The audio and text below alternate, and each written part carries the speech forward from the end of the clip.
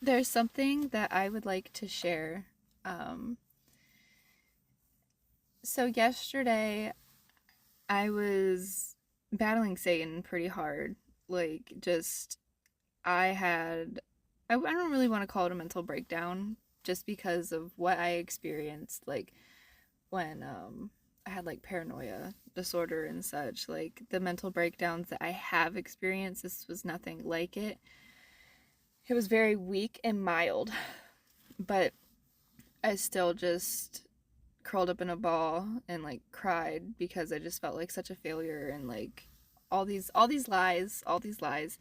The devil was attacking me very strongly, and like at the same time my daughter started coughing really bad, and like she has asthma and it's controlled, and like her pulmonologist is, so she called her a success story. So like I couldn't understand what was happening, and like I fell into a trap of the mindset of fear and thinking that God left me alone.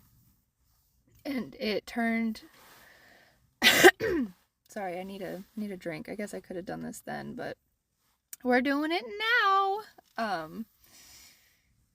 I essentially, like, I kept trying to cast Satan away, and it got to the point, like, and see, it brings, like, I'm like, I could cry. It brings up emotion in me. um it got to the point where I kind of yelled at Yahweh. I yelled. I didn't like, I was snappy. I had an attitude, and I was just like, make the devil leave me alone. Like, why won't you listen to me? And like, I was so, in that moment, like, I was mad at God. And almost instantly, a couple minutes later, I noticed that everything was quiet and the devil was gone, and I felt better. I felt like myself, and I felt back to normal. And I was like, thanks.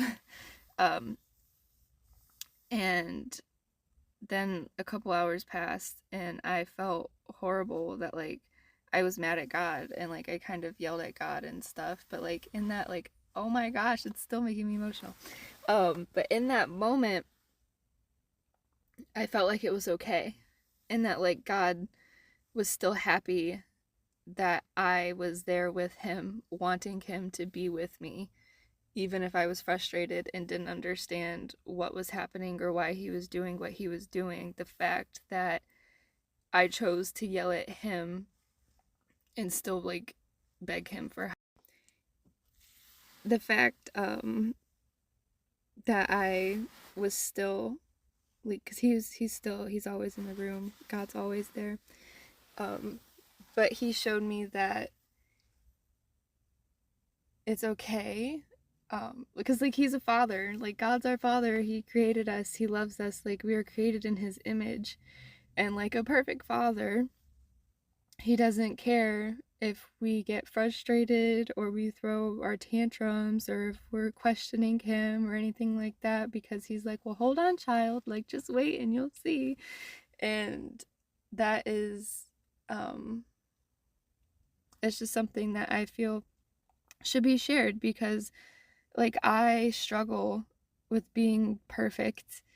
um I've masked a lot of my personality, a lot of myself throughout my life, because I'm scared of letting people down or facing rejection or like fitting in, like, cuz I don't I don't fit in, and I don't care anymore. Like I finally don't care anymore. And he was showing me that that's not how it's supposed to be with him, because like I still like, I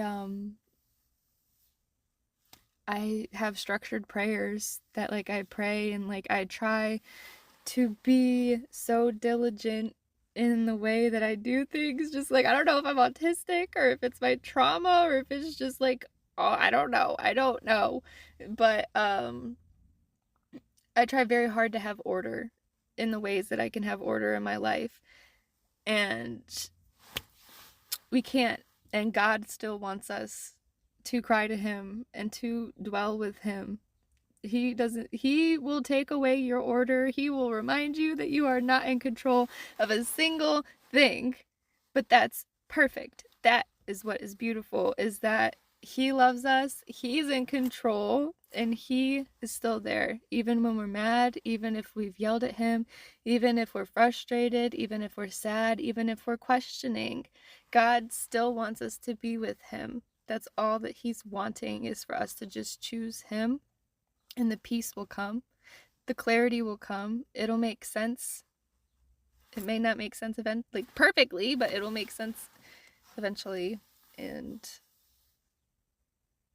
yeah, so choose God. Even if you're mad at him, be mad, but still choose him.